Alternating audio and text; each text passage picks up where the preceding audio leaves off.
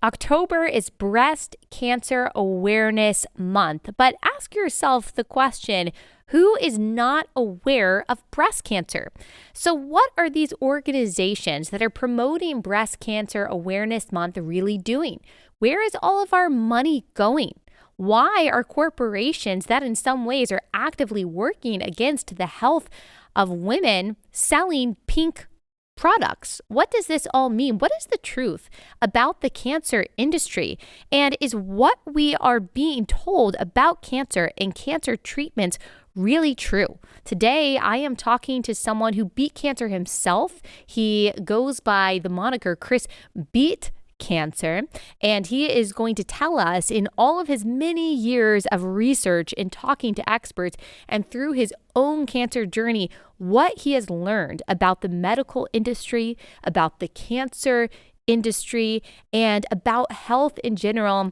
And I hope that this encourages you. I hope that this empowers you. Of course, this is one perspective, and this is not a replacement for a medical diagnosis. This is also not a demonization of all medicine or all medical treatments, or certainly of all doctors. But I thought he gave a really interesting perspective on the industry and on the blight and the tragedy that is cancer. So I hope that this is a starting place for you to read a little bit more about what is going on and to take control of the choices in your life that can determine our health. This episode is brought to you by our friends at Good Ranchers. Go to goodranchers.com/Allie. That's goodranchers.com/Allie.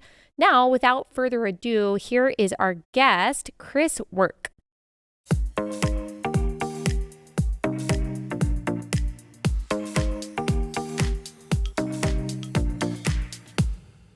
Chris, thank you so much for joining us. Before we get started, can you just tell us who you are and what you do? Well, it's going to take the whole hour. That's fine. That's fine. So I'm Chris Wark. I was diagnosed with stage 3 colon cancer when I was 26 years old. That was in December 2003, just a couple days before Christmas. And I was rushed into surgery. They took out a third of my colon. That's the large intestine, for anyone that doesn't know human anatomy very well. And which at that time I didn't. And they found a golf ball sized tumor. And when I woke up from surgery, they said, it's worse than we thought. You're stage 3. We were hoping you'd be stage 2. You're stage 2 with colon cancer, that you have surgery. At least at that time, after surgery, they just send you home and you're done. Stage 3 means it's spread to your lymph nodes. So my next step was 9 to 12 months of chemotherapy. And a couple things happened. Well, first of all, I'm a Christian, I'm a believer. And so, I mean, a cancer diagnosis is horrifying, right? It's so shocking, so traumatic. A lot of patients end up with very similar PTSD type symptoms just from the diagnosis. Right. Because it's so traumatic. And it didn't affect me that badly, but it was still terrible. And but I was reminded of a scripture, which is Romans 8:28, which says we know that God works all things for the good of those who love him, who are called according to his purpose. And so I was like, wow, if I believe this is true, right? If I believe the Bible's true, if it is God's word, then I guess I need to believe that he's going to work this for my good. So it was a real challenge to my faith. But I decided to believe, right? I was like, okay, I don't like this. I wish my life was different, but I'm just going to trust that God's going to work it for my good somehow. Yeah. Spoiler, he did. Yeah. Right. I didn't die. But in the midst of that, I'm in the hospital. After surgery, they brought in my first meal, and it was a sloppy Joe, which is kind of like the worst cafeteria food you can think of, right? Like, as far as I knew, the only place you could get sloppy Joes would be like the military or, summer camp or prison. Right. Right. Nobody likes them. And so that was kind of strange. I was like, why are they serving this to me? Why are they serving this horrible food to sick people? This is junk food. Mm-hmm. This is not good. And I wasn't a healthy guy. I wasn't eating Yeah. health food. Well, that's what I was going I to was, ask because you were 26 years old. You got diagnosed with colon cancer, which I don't know how likely that is for a 26-year-old. I'm guessing that it's pretty unlikely. But before we kind of get into after the diagnosis and after your surgery, were you, you said that you weren't living a healthy lifestyle. Were you health conscious at all? Did this come as a huge surprise, or were you kind of like, well, my lifestyle is kind of not really helping me out when it comes to preventing these kinds of sicknesses like cancer? well, I was not eating healthy. I was a junk food connoisseur, for sure. Fast food, junk food, every day. I had a background in healthy living. My mom was always into health food, and I worked at a Wild Oats, which got bought out by Whole Foods. And so like I was around that in college. So I knew what juicing was. I knew what wheatgrass was. I knew what organic was. I wasn't eating that way. I thought it made sense. I thought it was a good idea, but I was really busy and I was working and I'd been married for 2 years and I was trying to build a business and, I was just living on the run. And so you asked me about it being rare. Yeah, it's extremely rare for young adults. It was then, but colon cancer is one of the fastest growing segments of cancer in young people, right? I don't mean that the tumors are growing fast. I mean, more young people are getting colon cancers than ever before. And colon cancer is primarily driven by our diet. It's a primarily diet-driven cancer, and a lot of cancers are. In fact, up to 90% of cancers are caused by 3 factors: diet, lifestyle, and environment. That makes up the majority of cancers. And there's sort of a pervasive myth or misunderstanding that most cancers are genetic or hereditary. It's not true. It's maybe 5% of cancers are genetic and, doesn't matter what you do kind of thing. But even knowing that, like there's a study of science called epigenetics, which is the study of gene expression. And we know now through this field of research that your diet and lifestyle and environment affect how your genes express themselves. So they can promote cancer-causing genes or they can suppress cancer-causing genes. And your diet can promote anti-cancer genetic function in your body. So again, this all boils back to your choices, right? Your choices have such a huge impact on your life and your health. Yeah. Surprise. Right. Yeah. That your choices create your life.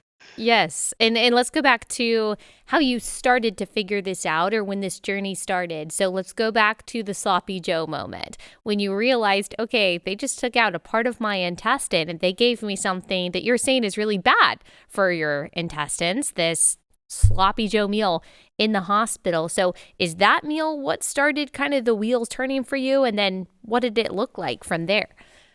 That started the wheels turning. And then the next thing that happened in the hospital was a few days later, they told me I could go home, and my surgeon came in to check on me one more time. And we were just having a conversation, and I just happened to say, hey, is there any food I need to avoid?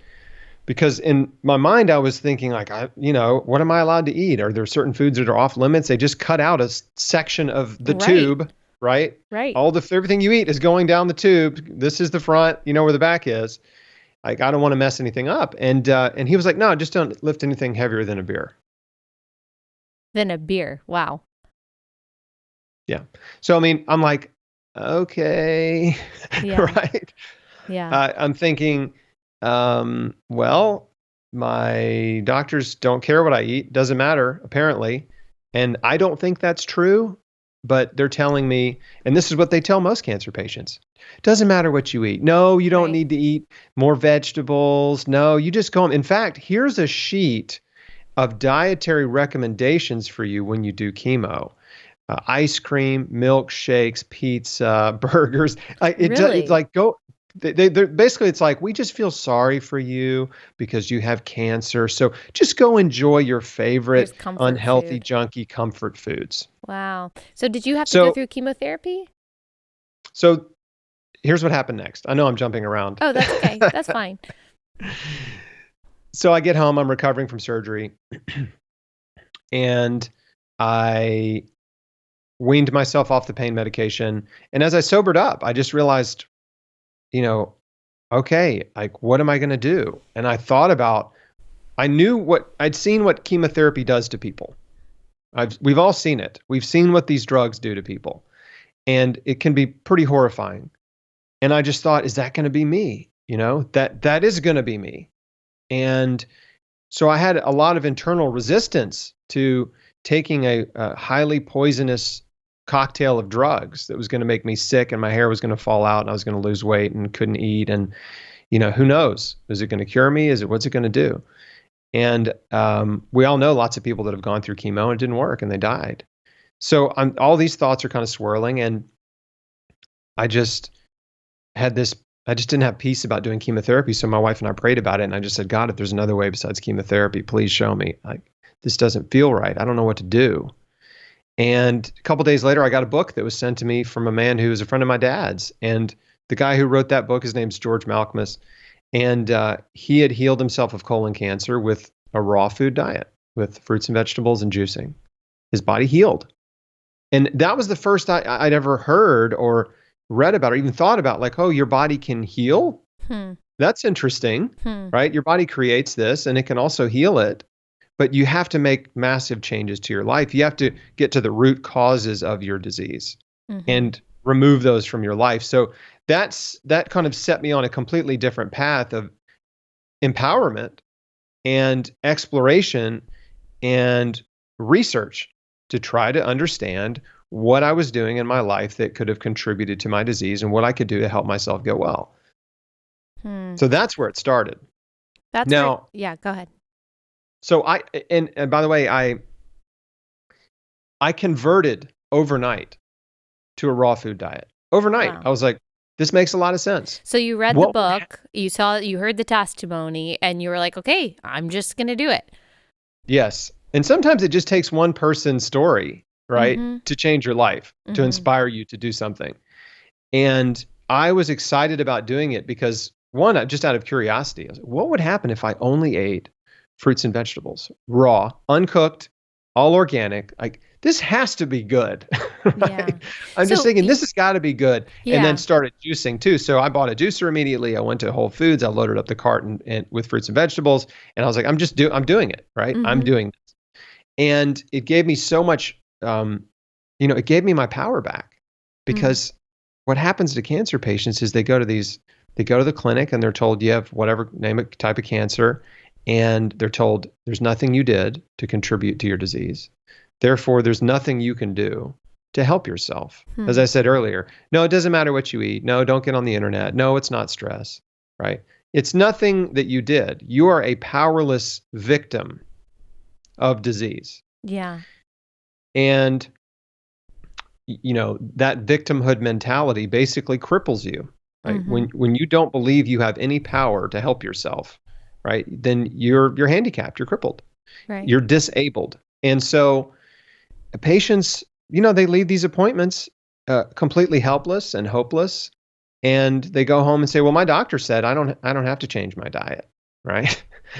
And in the meantime, their only hope is that treatment will cure them, right? This is the only thing you can do to help yourself is just show up for treatment. That's it. And it's just false. It's a lie. There's so much published research, so much evidence on diet and lifestyle for cancer prevention and survival. I mean, there's more than you can even read. I mean, I summarize a lot of it in my first book, which is called Chris Beat Cancer. But I mean, there's way more out there than I could even cram into one book. Right. And doctors are not taught this in med school. It's not fringe science. Yeah. It's just nutritional science.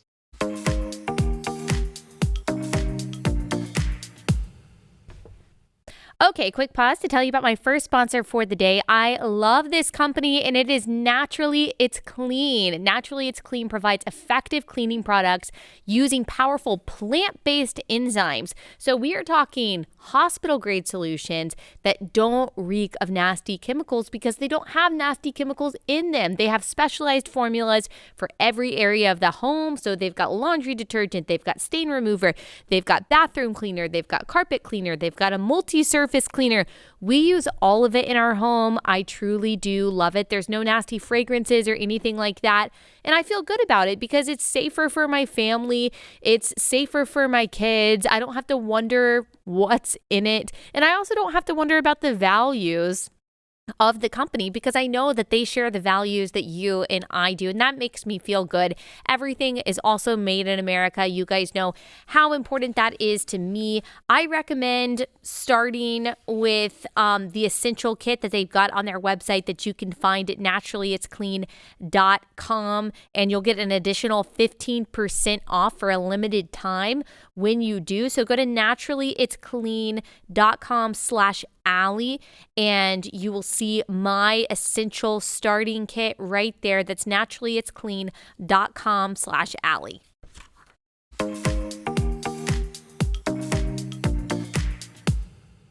So when you told your doctor who recommended the chemotherapy, no, I'm not going through chemotherapy, what was the reaction? Well, so the appointment was interesting. I go to the clinic, and by the way, I changed my diet, right? Overnight, and then all of a sudden people around me started to get real nervous, and family members started calling and saying, "Hey, we heard you're thinking about not doing chemo, and you have to do chemo. You have to do what the doctor says. Don't you think if there was something better, they would know about it?" And I heard things like, I had a friend that tried alternative therapies and they died. And I'm like, wow, this is not making me feel very good. Of course, yeah. This is not helpful. And these people love me, right? They love me, but they thought I was making a huge mistake and that I had just lost my mind. Yeah. And they didn't understand that I was actually trying harder to save my life than any other cancer patient I knew. So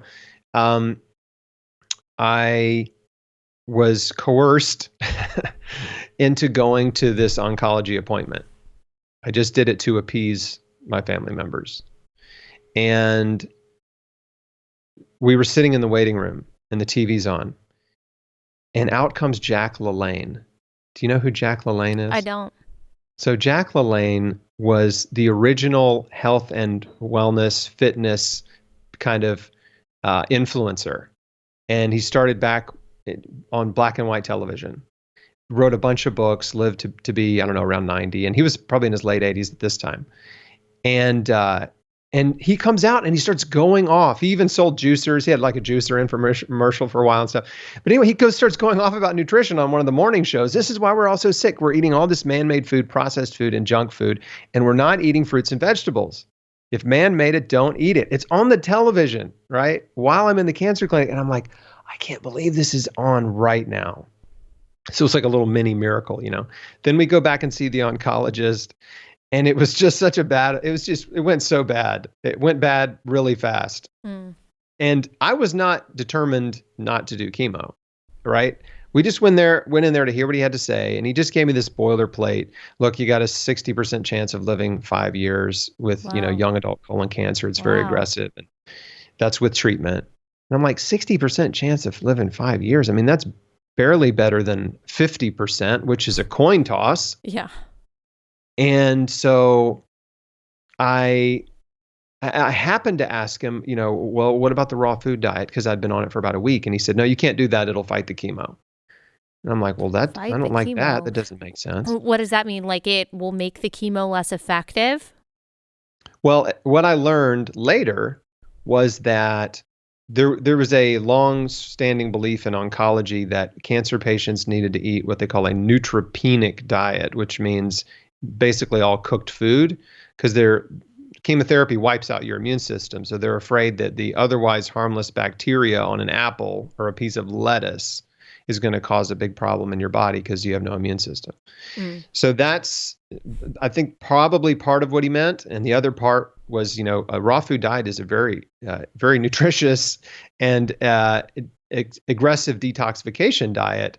And so, when your body is detoxing, chemotherapy doesn't linger. The drugs don't linger as long as they want them to. They don't cause as much damage and destruction. And so that might be part of it too. But anyway, he said that, and it was weird to me. And then I said, well, are there any alternative therapies available? And at that point, it was like, literally, I asked the guy 2 questions. And he had just had it with me. 2 questions. And so he He just was starts frustrated to kind of, that you were even asking the questions. that's right. Hmm. This is very common. Yeah. And this is how you can tell if you've got a good doctor or not, by the way. Yeah.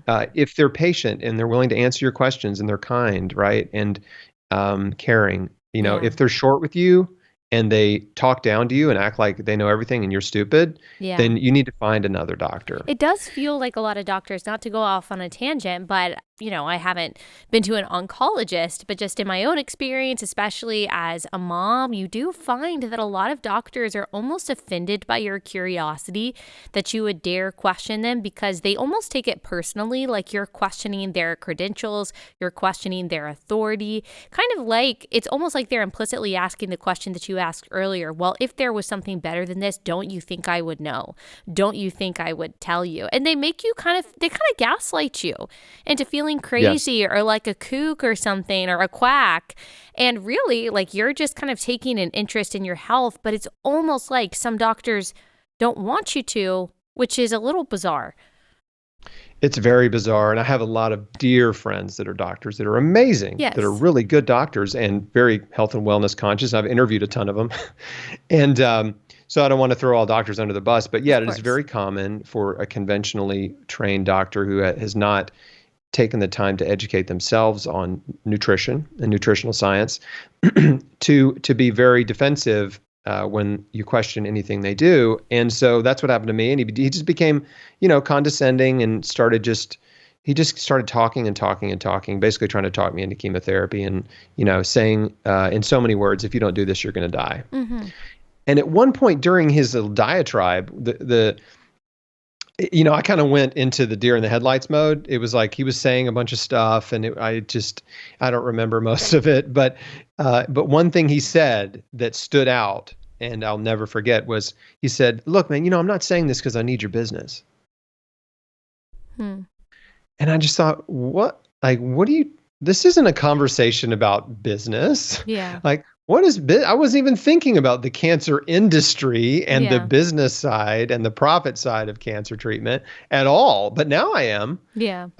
And what I can tell you now, I mean, every cancer patient is worth roughly $300,000 in revenue, and upwards of $1 million of revenue from surgeries, from drug therapies, from breast reconstruction, from nipple tattoos, right? Wigs. I mean, like multiple hospital visits.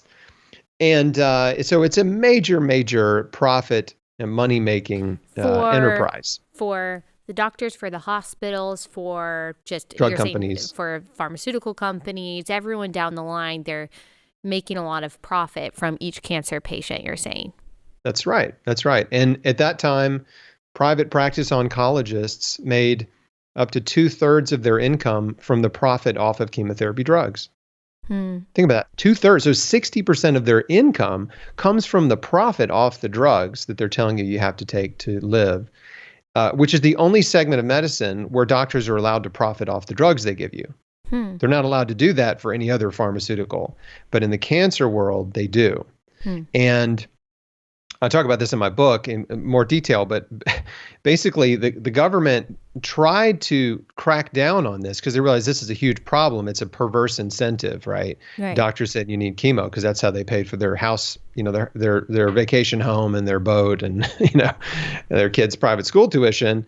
And so they changed the law and to limit this the markup on chemotherapy drugs, and what doctors did was they quickly wised up and started prescribing more drug appointments to make up for the loss in revenue. So they got around it pretty quickly. But so that's what's happening. That's just a little taste of what's happening behind the scenes in the cancer treatment world. But I have a free guide. It's called 20 Questions for Your Oncologist. It's on every page of my website, chrisbeatcancer.com. And in that guide, it will give you all the questions you need to ask if you're a patient or a caregiver. Because the biggest problem is cancer patients, they don't know anything about the drugs, about treatment, about their disease. They just don't know anything. I didn't know anything.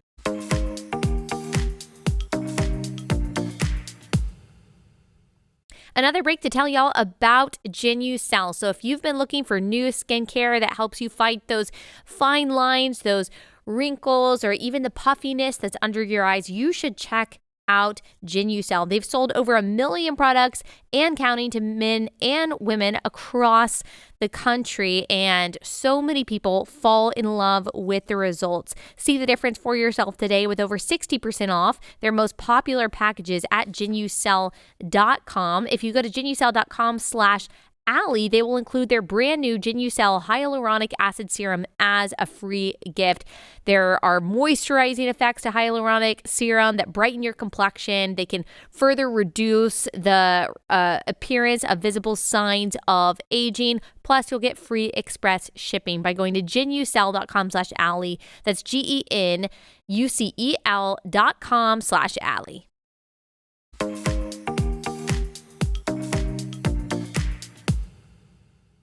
That seems to be true for a lot of patients, not just cancer patients. Most people have no idea what they're being diagnosed with. And I've had this in my own life. When I ask, okay, well, is there anything I can do? Even if you say, okay, in addition to taking your recommendation, doctor, is there anything else I can do to also help my thyroid or whatever? It's also, nope, nothing's going to make a difference. You only can take this pill and that's it. And let's hope for the best. And one day we'll take your thyroid out and that'll be the end of it. I'm like, really? There's nothing else I could do to support myself? And well-meaning doctors that are, I mean, I think they want to do the right thing. They will literally look you in the eye and tell you, no, there is absolutely nothing that you can do to benefit your health. So it's not even just exclusive to the cancer industry. That's correct. This is the way, unfortunately, doctors are trained. And you have to understand the pharmaceutical industry really is the puppet master of medical care. They have cornered the market on medicine. So medicine means a drug, right? You're not allowed to say anything's medicine unless it's a drug. And they've funded med schools for many, many decades. I mean, the better part of 100 years now. They wrote medical school curriculum. They fund the research departments. I mean, they really control the whole medical industry. And the reason is they want drugs to be prescribed to funnel back up. That's the profit, right? Yeah. And so, gosh, we saw a lot of that for the past couple of years, demonizing what they said was not medicine, but they would deride as something like horse dorm or whatever, or even outside of pharmaceutical, they would say that's just quack science and there's nothing that you can do except for, come in the hospital and take whatever we want to give you. There's basically nothing. So I do think a lot of people, thankfully, I guess, silver lining, are a little bit more aware of what you're talking about. I hope so. I feel like that's a silver lining too of the last 2 years. Is that people, I hope, we're rabbit trailing a little bit, but it's fine because I like talking about this, but I hope your audience and folks out there, I hope they noticed when doctors, let me put it this way. If you were in charge or I was in charge or pretty much anybody I know was in charge and there was a pandemic, there's just some crazy, really dangerous germ out there that was killing people. The first thing I would do if I was in charge is I would say, okay, we don't know what to do, right? But we have expert trained physicians on the front lines in hospitals all over the country, and do your best, right? Do your best to help these people live and tell us what's working, right? Tell us what's working. And let's get a handle on this really quickly and try to figure out the best protocols. We don't have time to do a giant randomized double-blind placebo-controlled trial. Just tell us what's working on the front lines. If people aren't dying, okay, great. Let's try these drug combinations. Right. And so and that's what in the beginning was happening. Doctors started reporting, hey, we're using this drug or that drug, and our patients seem to be doing fine. They're not dying. And those doctors were deleted off of social media, censored, and then had their reputations completely destroyed by just these Yeah. I don't know, these people just coming out of nowhere writing hit pieces about doctors who were like, what are you talking about? I'm just saving people's lives here Yeah. in the hospital. Like, we got a couple generic off-label drugs we're using and it's working. Yeah. So what's the problem? So like, I hope it wasn't a big enough wake-up call, but I hope in retrospect, people can think back and realize, oh yeah, that is what happened. Why did that happen? Well, it happened because you can't rush a drug into market in an emergency if there are already drugs that are working. Right. So there was a concerted effort to suppress any existing drug that was helpful in order to rush in a brand new drug to make billions and billions and billions By of dollars. Pfizer, And et cetera. Yeah. that's what they did. Yeah. They did it. They were successful. Mm-hmm. And so but back to just medicine in general, yeah, doctors they're trained in a very specific narrow window, which is, it's funny. A lot of doctors are, doctor of internal medicine. That means you're a doctor of drugs. That's what you are. Internal medicine. That's drugs. You've been trained to memorize diseases and to memorize the drugs to give for the diseases. You've not been trained in how to help a patient change their life, to heal the disease. You've just been trained on how to cut a body part out, how to give a drug for a disease, in some cases save a life with antibiotics, for example, for a life-threatening infection, or to give chemotherapy or radiation treatments for cancer. And so the doctors come out with all of this knowledge about how to do that stuff, and it's very complicated, but no knowledge on how to actually prevent cancer, how to prevent disease, how to reverse disease with nutrition and diet and lifestyle choices. And we know that most chronic diseases are caused by our diet and lifestyle. So cancer, heart disease, diabetes, autoimmune diseases, there are so many, and they're called Western diseases, by the way. The reason these are called Western diseases or diseases of affluence is because countries that have a lot of money have a lot worse rates of cancer, heart disease, and diabetes than countries that are very poor. Right. Why is that, right? Because we're eating all of this processed, man-made, factory-farmed food. It's not helping, and we've become so comfortable. We're not exercising, we're not moving, we're overweight. So, and then the bad lifestyle habits all sort of feed into that. And so, it's Breast Cancer Prevention Month right now, which is a giant, it's just a giant crock. It's a scam. Yeah.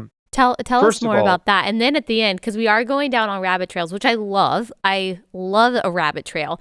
But we are going to loop it back just so people, if they're wondering, wait, how did you actually beat cancer? What did that look like? When you left the oncology office, how did everything go? So we will make it back to that. But since you brought up Breast Cancer Awareness Month, I do want to go down that trail now. So you say that it's a huge crock. A lot of people have heard about pink washing, where these companies they'll sell products maybe even a little bit more expensively that are pink, and they don't really do anything, again, to promote health or prevention. They're just doing it in the same way that a lot of companies promote Pride Month, just because that's the thing that you do. But tell us more about that. Like, why is it such a huge crock? What do you mean by that? I had never heard of that before this year. Yeah, well, so think about what are we doing, right? What exactly is happening? What are we doing? Breast cancer awareness.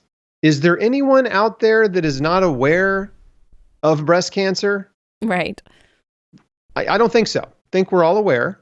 So just the title, it makes no sense. No one needs awareness about breast cancer because we're all aware of it, first of all. Second of all, you're right. Most companies that are doing pink products, pink ribbons, they're just doing it for publicity to look like they care.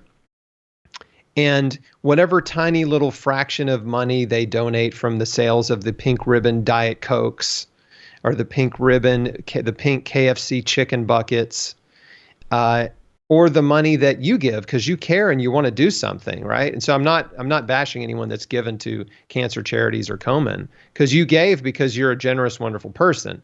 Yeah. But you say Komen, you mean the Susan G. Komen Foundation. Susan G. Komen, right? So you gave because you care, right?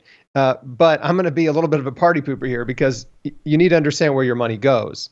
So Komen, for example, and this is pretty common with a lot of cancer charities, they only give about 20% of the money they raise to cancer research, right? And you think, so it's like, gosh, that's pretty weak. 80% of it is going to salaries and budget and marketing just to further their brand. So there's a lot of money just totally wasted. Number two, the 20% that goes to cancer research, what does that mean? That means we're giving free money to drug companies to develop drugs that they're going to patent and then sell back to you for enormous profits. So that's where that money is going. That money is going to pharmaceutical companies, or okay, who don't really need the donations, right? They don't need research money. And this is the lie. This is the con, is that we can't do it without your help. The cure is right around the corner. Wait a minute, look at this bald child. Now, will you give us some money, please? Oh, please, just search your heart, right? It's this really gross psychological, emotional manipulation to convince you to part with your money, to give to drug companies, to patent drugs to sell you. And the reality is, most of the drugs, most of the research fails. Most of the drugs make no impact whatsoever, and they're rushed to market in the cancer industry, just like they were with that drug for the germ that went around the world. And they make no impact whatsoever. So many years ago, I started a campaign called Give to Patients, Not to Komen, which is a very simple idea. If you want to be generous, if you want to help out, find a cancer patient and give them some money. Right? Don't give it to me. I don't need it. Give it directly to a patient. They've got medical bills. They need gas, groceries, their rent, their mortgage payment, right? Their kids' clothes. I mean, give money to a cancer patient. And I guarantee you, 100% of it will be used, right, in a way that is needed. Right. Versus giving money to drug companies that make billions and billions of dollars. That's the big scam. They don't need your money. They have so much money to fund their own research. And the truth is, drug companies spend more money on marketing than they do on research. And we all see the drug ads, right? But what a lot of people don't know is that they spend more money marketing drugs to doctors than they do to the public. And when a drug expires, when the patent expires, the marketing stops. So it doesn't matter how good the drug was or whatever. As soon as the patent expires, they don't care anymore. And they stop promoting it because they've already developed a replacement for it that's patent protected, that they're going to market instead of the one that has been on the market and probably works fine or whatever. So this is the game that drug companies do. It's always about how can we create a new drug that we can patent and make a lot of money on because the old drug is about to go off patent. So at the end of the day, what we have, you've heard the terms evidence-based medicine or science-based medicine. These are industry-created terms, by the way. Evidence implies proof. Science implies truth. So they're trying to say we proven medicines, right? And our science has proven them to be true and the best, most effective medicines for your disease. It's evidence-based. But the reality is evidence-based medicine is really patent-based, profit-based medicine, because they ignore all of the science that exists on nutrition and lifestyle for health and disease prevention and reversal. They ignore all that science. They only focus on the science that can lead to a patented, highly profitable drug.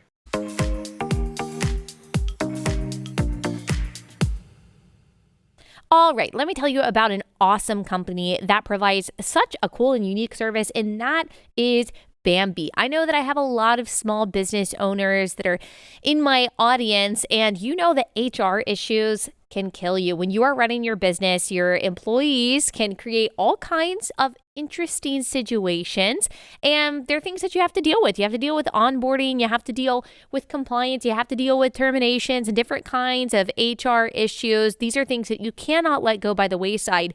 And yet you did not start your company so that you could spend all of your hours every week on HR trouble. You also probably don't want to spend the about $80,000 to $90,000 a year that you have to spend on an HR manager. So that is where Bambee comes in. So with Bambee, you get access to your own dedicated HR manager starting at just $99 per month. Even with inflation and the craziness of our economy, that price has not gone up. For $99 on a month, you get your own HR manager that will handle everything that you need virtually. They're available by phone, email, real-time chat, so onboarding, terminations run smoothly, and your business is operating at peak performance. You can save money, you can save time, and you can save the headaches that can come with HR by going to Bambee.com/Allie. You can type in relatable under podcast when you sign up. It'll help the show. Go to Bambee.com, type in relatable under podcast when you sign up. That's Bambee.com.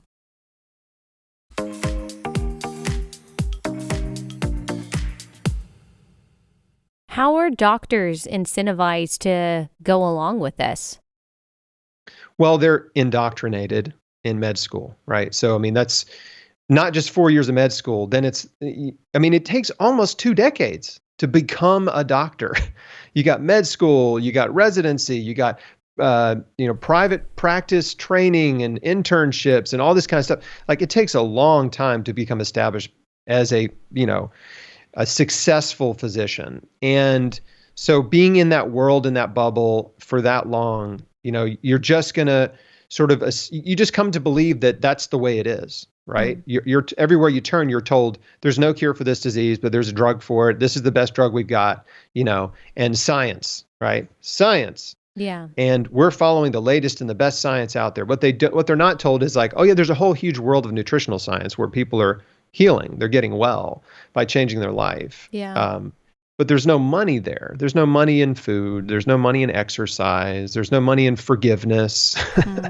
Yeah. There's no money in stress reduction. Yeah. The money is in drugs. And right. And that's why we have such a colossal healthcare dilemma in the United States, because the drug companies have so much influence on healthcare and medicine and medical practice, right? It's a medical, pharmaceutical, industrial complex that doctors are not told how to, they don't know what health is. I mean, most doctors, they're overweight. They're just like regular Americans. They're overweight. They drink too much. Some of them still smoke cigarettes. They're taking pharmaceutical drugs themselves for depression and anxiety and, chronic inflammation and pain. And they're just as unhealthy as almost everybody else they're treating. Right. Right. So the good news is there's an emerging movement of physicians that are practicing what's called lifestyle medicine, where a patient comes in and they say, okay, well, what are you eating? Tell me what you're eating. What does your daily routine look like? What does your work routine look like? Yeah. What is your home life like? Talk to me about your relationship. So this is a holistic approach to help someone really solve their problems. Because at the end of the day, we are the cause of most of the problems in our life. It's, and so if you take that approach, which I did, my big epiphany was the way I'm living is killing me. Right. Right. I'm not going to beat myself up or crawl in a hole and feel sorry for myself. I'm going to change my life. Yeah. Right. If I was contributing to my illness, then maybe I can contribute to my wellness. And that's personal responsibility. Yes. Sorry. I just got to add on to that because I want you to keep going. But that, it's interesting how it really shouldn't be a part of kind of the culture wars that we're in or like the political moment that we're in.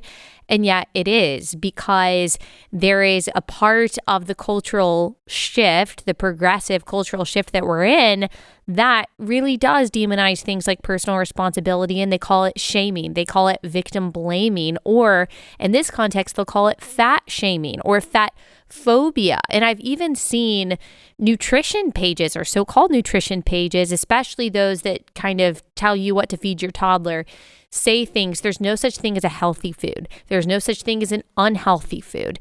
It's all relative. It all depends on where you live and what you have access to. So this kind of moral relativism, this kind of idea of your truth, my truth, whatever is good for you is good for you. And there is no objective reality that, there's no objective standard that we should be trying to reach. That contributes, I think, to this idea that, well, doctors should be just there to tell you that you're doing awesome. They should never make you feel bad. They should never recommend something that you don't want to do. It shouldn't be about accountability. It should just be about making your life as easy and as comfortable as possible.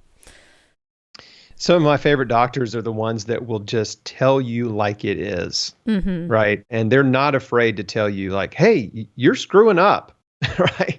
Here's why you're sick. Let me just tell you. And I'm glad you brought that up. I'm so glad, because here's the reality. This is the truth. The number one cause of cancer is smoking. Cigarettes, the number one cause, right? Nobody was born a smoker. We all chose to smoke cigarettes, right? And we have, if we've smoked and we continue to smoke, we choose. Every time we open a pack and light a cigarette, it's a choice, okay? The number two cause of cancer, and this is, it's controversial. Brace yourself. The number two cause is obesity.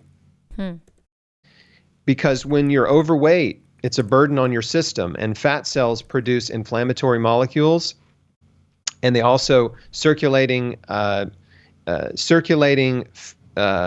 acids suppress your immune function. When you're overweight, your immune cells actually absorb those fatty acids that are circulating in your bloodstream, and they become bloated and actually obese themselves.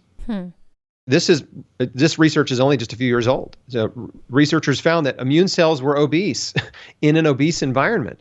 And so being overweight puts you at risk because of immunosuppression and increased inflammation. And also body fat produces excess estrogen, which is a cancer promoter. So there's a number of different mechanisms by which being overweight or obese sets you up for disease. Obviously diabetes and heart disease, but also cancer. So, yeah, to me, it's just absolutely ridiculous that anyone would call someone like me or anyone who's saying, hey, being overweight, it's not healthy, right? Fat shaming. I'm like, I'm not shaming anybody. I'm just telling you the truth, right? And there's good news behind that truth, which is that every person, I've never met a person who can't lose weight, right? Every person can lose weight if they decide to lose weight. If they decide to change their diet, if they decide to exercise and take care of themselves, they can lose weight. They can get the excess weight off and drop their cancer risk significantly. Yeah. And on the breast cancer, since it's Breast Cancer Awareness Month, I have to share this one study with you. So one of my favorite cancer survival studies was done with breast cancer patients. And what they found was that breast cancer patients who ate an average of 5 servings of fruits and vegetables per day and walked an average of 30 minutes per day had a 50% decreased risk of recurrence after 9 years. Wow. So think about that. They cut their risk of recurrence in half with 2 deliberate lifestyle choices. Eating more fruits and vegetables, 5 servings a day. You can do that in one meal. And deciding every day to go take a walk. Yeah. Right? I mean, I ate between 15 and 20 servings of fruits and vegetables every day.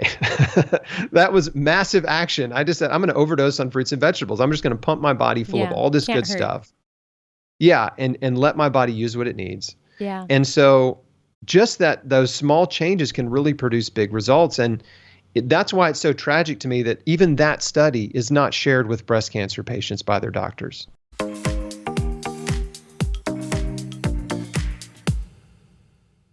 Okay, so I know we're talking about the benefits of a plant-based diet, which I think is awesome, by the way. It's really helped a whole lot of people. But you guys know I do like to eat meat. I eat meat for almost every meal, and all of our meat in our home comes from Good Ranchers. Good Ranchers is all American meat, sustainably sourced, ethically raised, shipped right to your front door. You can subscribe, you can get a box of meat every month. Last night, I made some seafood pasta with their shrimp and scallops. Amazing. We love their beef and their chicken and all of that good stuff. And right now they've got an October feast deal going on this month where they are sending you free 4 free pounds of meat, 2 pounds of Wagyu ground beef and 2 pounds of their better than organic chicken breast, which is awesome. So go to goodranchers.com/Allie to get that October feast deal. That's goodranchers.com/Allie, goodranchers.com/Allie.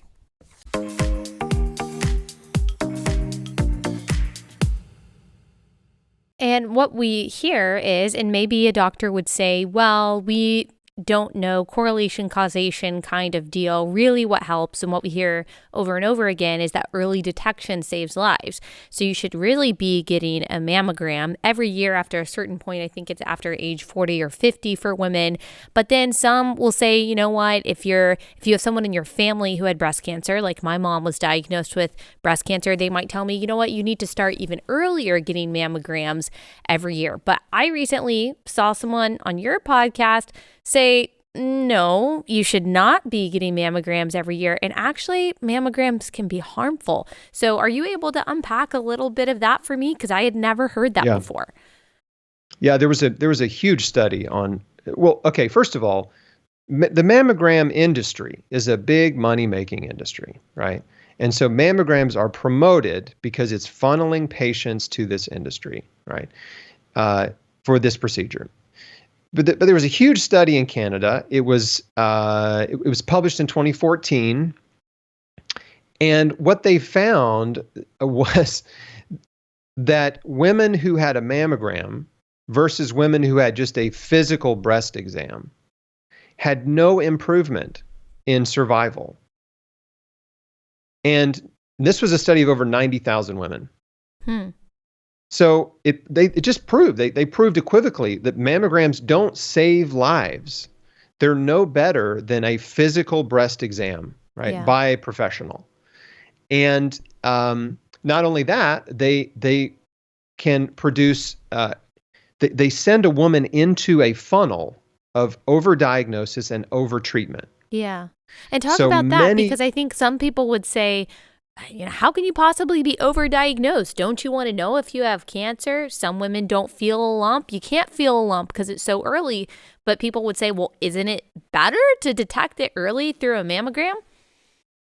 Well, I want your audience to read this study. If you Google, there's an article, breast cancer death rates in Canada didn't improve with mammograms. Okay, so if you Google that, you can read an article on cbc.canada.ca. And so overdiagnosis means unnecessary surgeries, unnecessary chemo, unnecessary radiation, unnecessary hormone therapies, right? That's what happens when you're diagnosed, when a mammogram finds some little tiny suspicious thing, and then you are put on the conveyor belt. And so something really good happened. In 2017 and 2018, there were 2 different clinical trials on genetic testing for breast cancer. And just to prove this, they actually proved the point that Dr. John McDougall was making in our interview, and that the researchers from Canada found with the mammograms. But the genetic testing, the 2 different studies, I'll summarize them really quickly. But the first one was the Mind Act trial using a test called the MammaPrint. And what they found was half of early stage breast cancer patients didn't need chemo after surgery. Half. So what that meant is, up until that point, twice as many women than necessary were getting chemotherapy that didn't need it. Wow. And then the next year, the Taylor X trial, which was using a different genetic testing called the Oncotype DX, they found very similar. It was basically that 70% of breast cancer patients with the most common type of breast cancer, which is hormone receptor positive, HR2 negative, and with no lymph nodes that are positive. They didn't need chemo either. So overall, that's basically 35% of breast cancer patients in their study, 60,000 women a year, right? Don't need chemo. And this is good because this has actually changed the physicians that are, and oncologists, I should say, or breast cancer screening that are using these genetic tests are doing a good thing because there's far fewer women now being overdiagnosed and overtreated for something that is not likely to ever become a cancer or kill them. There's a thing called DCIS, which is stage 0 breast cancer. Mm-hmm. Stage 0. And it's not breast cancer. It's not cancer, but it's something that mammograms pick up. And then women are really scared because they're told, well, you have stage 0. It could become a cancer one day. We don't know. We need to cut your breasts off. And so, and give you these hormone treatment, hormone therapy drugs. So hopefully that is also shifting, but a lot of women are still getting sucked into this fear of DCIS, which is an indolent lesion. It just means it's not cancer, right? Yeah, it's not normal tissue, but it's not cancer either. So the mammogram industry, women should be screened, absolutely, but you can be screened by a doctor with their hands, right? They're trained to find lumps, to feel for lumps with their hands, and that is just as effective as a mammogram. Yeah. There are also, I don't know the word for it, but it's kind of like a heat map of your body, right? That has fewer potential side effects. That could be an alternative, right? That's called thermography. And thermography is a non-invasive, basically it's a photograph, a heat-sensitive photograph of your torso, of the breasts, and it shows hot spots. And hot spots are indicative of inflammation and increased blood flow. And if you have a breast cancer tumor and you know, for example, if you've been diagnosed, there's a tumor, and you go get a thermogram, you'll see it on the thermogram. It will be very red and hot relative to the other colors. So like blue would be cool, red is hot, right? So a thermogram is not a diagnostic test, but it's something that you can do with no risk. There's no radiation, right? They don't even touch you. It's literally just a photograph that can show changes in the breast and can be something that could be useful for monitoring your breast tissue, breast health, and even cancer progression. But I wouldn't say only do thermography, right? It's something that you could do along with blood work, which again has very little risk of harm. For cancer markers, with ultrasound, another test that's little to no risk of harm. So there's, and of course the physical exam. So there's a lot of things out there, resources that are out there that are available for women to screen and help them, take control of their life and their health. But, the big things, again, is getting to a healthy body weight. Like prevention is huge. And we know the rates of cancer are just going up, right? The only cancer that's going down is lung cancer for the most part, because people are stopping smoking. Right. Well, isn't that interesting that as there are more and more cancer awareness months, as more and more money is being sent to these so-called cancer research, we have higher cancer rates than ever. I mean, this president of the United States said that he is going to end cancer. I don't know what that would even entail. I don't know how a politician would even do that because, as you said, many times it is accumulation of choices, and there is really nothing being done besides from people like you, and then, like you said, good people in the medical community telling people, hey, these choices and these lifestyles are actually leading to cancer, and we can do something about the cancer rate, but it's probably not going to come from politicians. It's probably not going to come from the pharmaceutical companies. It's highly unlikely to come from those places. And all that the cancer moonshot and programs like Nixon's War on Cancer in 1971, which totally failed, except the drug companies made billions of dollars. So they actually won, right? It was the most profitable failure of all time in terms of wars. I'm so sorry to interrupt, but you just think about like how politicians and pharmaceutical companies never have to pay for failure. It's almost like they get rewarded for failure. We certainly saw that over the past 2 years. Anthony Fauci is still being rewarded for his bad recommendations. The people who make the choices that badly affect us never have to pay the price for the policies and the prescriptions that they shove down the pipeline. It's us who have to pay, and they just get richer and more power. Isn't that interesting? Yeah, and you should make note that every time the government declares war on something, terrorism, drugs, cancer, a germ, there are giant corporations that are about to make a ton of money. Always. It's always a giant profit-making scheme anytime there's a war on something, whether it's a military-industrial complex or the cancer industry or their drug companies or whatever. But point is, so they're just going to funnel a bunch of money to the drug companies. And if they really cared about cancer prevention, right, about saving lives, right, if that's the point, right, aren't we trying to save lives here? If they really cared about saving lives, they would divert most of that money into education, into helping the public understand the number one cause of cancer is cigarettes and the number two cause is obesity. Like, you want to drop cancer rates, you help people get rid of excess body fat. You have a coerted not coordinated is not a word. Sorry, a well-organized, coordinated campaign. Yeah. Coordinated. Thank you.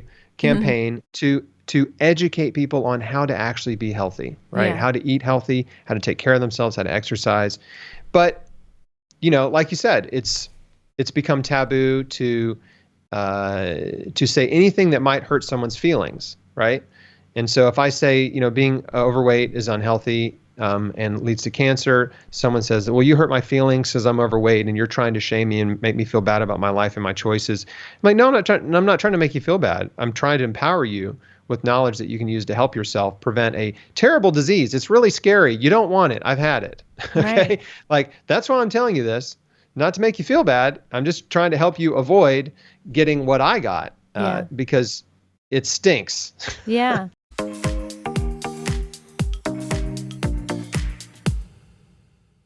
All right, last sponsor, and it is an awesome one. I love the service that they provide. If you are tired of giving your money to companies that hate you and that hate your values and that are funding politicians that also hate you and are actively working to take your freedoms away, then we should be investing in the parallel economy that is growing right now. And Public Square, the app, Public Square, is allowing you to do just that. So it's pronounced Public SQ. It's short for Public Square, and it's an app that you can go on to and you can type in your location and you'll find all kinds of freedom-loving businesses that you can support, whether it's a coffee shop or a doctor's office.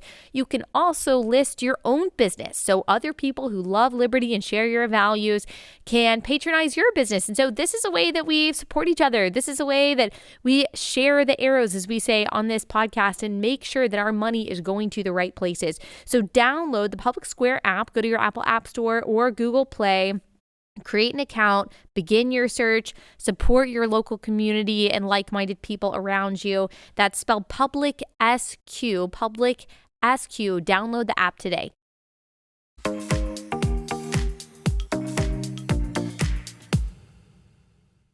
And let's bring it back to that. I've got 2 more questions for you to kind of close the loop on your own story. Take us back to you walked out of the oncology office. That appointment didn't go well. You questioned his authority. You're not supposed to do that. What did the journey of healing look like for you? Did you lose a bunch of weight from the raw diet? How did you go to the doctor, find out you didn't have cancer anymore? Abbreviated version, of course, of how all of that worked out for you. Yeah, all the juicy details are in my book. Yes. But what I did was I left that appointment, and that was a real low point. I mean, when the doctor basically treated us the way he did, I mean, we walked to my wife's car and sat in her car and held hands and just cried. Yeah. I mean, it was awful. It was so terrible. I mean, I was so discouraged and dejected and depressed and hopeless after that meeting. I mean, it was awful. But I was fortunate. And by the way, he had talked me into it. So I made an appointment before I left that meeting to get a port put in to start chemotherapy in several weeks. And that's how effective he was at persuading me to do it. And I'm just so thankful that I had time, that they weren't rushing me in, because I had had surgery and I was still recovering. They weren't able to rush me into chemo. A lot of cancer patients they start chemo the week they're diagnosed. Right. I mean, they are rushed in so fast. They don't have time to think or even take any action or change their life or anything, or try to help themselves. And that's the real tragedy, is the patients are rushed in so fast. And, but I had time, so I just went home and fired up the juicer, and I kept reading and researching and kept eating, this raw food diet, and I was just figuring it out. And I found a naturopathic doctor, and then he connected me with an integrative oncologist. So I found medical and healthcare professionals that would support me, that understood what I was doing and what I was trying to do. And that is really huge, right? So I found a team, right? I found a support team. And then when the day came to go get the port in, I just woke up that morning and I was like, I'm not doing it. Like, I'm not doing it. I want to change my life. I want to overdose on nutrition. I want to do everything in my power to help my body heal. I don't want to break my body down with poisonous, toxic, cancer-causing drugs. And so I didn't go. I didn't go. I never saw that oncologist again. And I just, day by day, took care of myself in a way that I never had before. I just reorganized and reprioritized my life. And that's the physical side of it, the diet and exercise and supplements and, herbs and stuff like that. Like, I did all that stuff, everything I could find and afford. But on the mental, emotional, and spiritual side, I had a lot of work to do. I mean, I really had to get control of my thoughts and my emotions. And I just realized I had a lot of unhealthy thought patterns. I was negative. I was critical. I was judgmental. I was insecure. Like, I just had to look in the mirror and face my flaws and my faults and my failures and forgive myself and start loving myself. And then I made a decision to forgive every person who had ever hurt me. And I mean, that is so unbelievably powerful. Forgiveness will free you from a prison of pain. And a lot of people, most cancer patients, are holding on to so much anger and resentment and bitterness toward people that have hurt them in their past. And those emotions are toxic. They literally, being in that state of stress, or called distress, suppresses your body's immune function. This is not esoteric. This is proven, medically proven, that stress suppresses your immune function and promotes inflammation. So when you're going through life in chaos, right? Your finances, your relationships, you're angry, you're jealous, you're bitter, you're insecure. You get all these swirling negative emotions that you have not dealt with and resolved. You're living in a constant state of chronic stress, and that sets you up for disease. Now, you're not going to get cancer in 2 weeks of stressful time, but it's months and years of living your life that way. Mm-hmm. And so one of the big things in our community, that we just talk about constantly, is forgiveness, because it really does free you and unlocks your body's healing potential, because anger and bitterness will make you sick. Yeah. And so you went to the doctor to see if you were in remission or if you no longer had cancer. Is that how the story played out? Yeah. The integrative oncologist that I worked with, he ordered blood work every month. So every month we're looking at my blood work. Every 6 months, CT scan to see if the cancer had, if there's new spots, right? New cancer. Because that was the whole goal, was like, they took a tumor out, but they're like, look, this doesn't cure stage 3 colon cancer. Like in young adults, it's extremely rare that this would cure you. It's like, your body is making cancer. It's going to make more cancer. And so that was the goal, was to just keep an eye on things. And so, yeah, for years, that was my routine. And then got to the 5-year mark and had another scan, no cancer. And then my oncologist at the time said, man, it looks like you're out of the woods. So I by the way, I did all that privately. I wasn't online talking about cancer. I I started chrisbeatcancer.com just as a blog in 2010. That was 6.5 years after my diagnosis.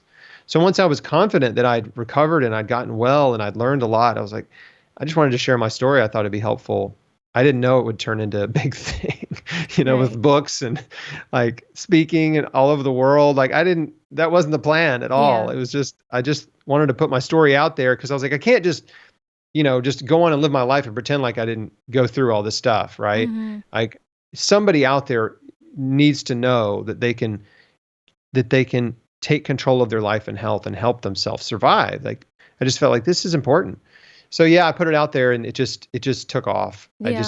I didn't know at the time how many people were so desperate for information on how to heal. Yeah. And what would you say, this is the final question, just if you only had like 30 seconds or a minute to talk to someone who just got diagnosed with cancer and they are kind of being told, look, the only options are what, we can put on the table in the hospital, in what you referred to as medical industrial complex. There's nothing else that you can do. Like, how would you encourage, what would you recommend that person does, even outside of what they might choose to do medically? Like, what would you recommend that person do starting right now? Well, of course, I'm going to say, please read my book, because like that's who I wrote it for. But specifically, to answer your question, like number one is it's probably likely that you have time, right? That this cancer is not going to kill you in the next week or month or maybe even year. You have time and you have options, and you have more options than you realize and more options than your doctor has told you about. And now is when you need to take the time to read and research and learn from other people who have healed cancer, who have survived against the odds. And I've interviewed dozens and dozens of people on chrisbeatcancer.com who have healed all types and stages of cancer. And their stories are amazing and they're powerful and they're rich with wisdom and insight and practical strategies. And what you'll find is if you watch these interviews with people who've healed stage 4 cancers, and you'll see the common threads. Like almost everything I've talked about in our interview today, you'll hear from other people who've healed, right? Radical diet change, tons of raw foods, juicing, right? Cleaning out your house, forgiving people who've hurt you, exercising, like all these things are the common denominators on cancer survival, cancer healing. And so whether or not, and by the way, we have a lot of people in our community that do chemo. Like we love on those people. Like I'm not here to make anybody feel bad about chemo or radiation or surgery or anything like that. We just love and accept everybody in our community. And the big thing is, it's like, look, you need to download the 20 questions guide and ask your doctor the right questions so you have the full picture of your cancer and what they're going to treat you with, and that your expectations are realistic. There's a study that came out a few years ago where they surveyed cancer patients, and they found that roughly 70% of these patients who had terminal cancer were not told by their doctor they had terminal cancer, and they thought the treatments were likely to cure them. I mean, that's a huge communication gap when the doctor doesn't tell the patient, we can't cure you, but they treat them anyway, which is called palliative care instead of curative care. So you have to ask the right questions. You have to have a full understanding of your disease and the treatments and the risks of the treatments and the likelihood of success.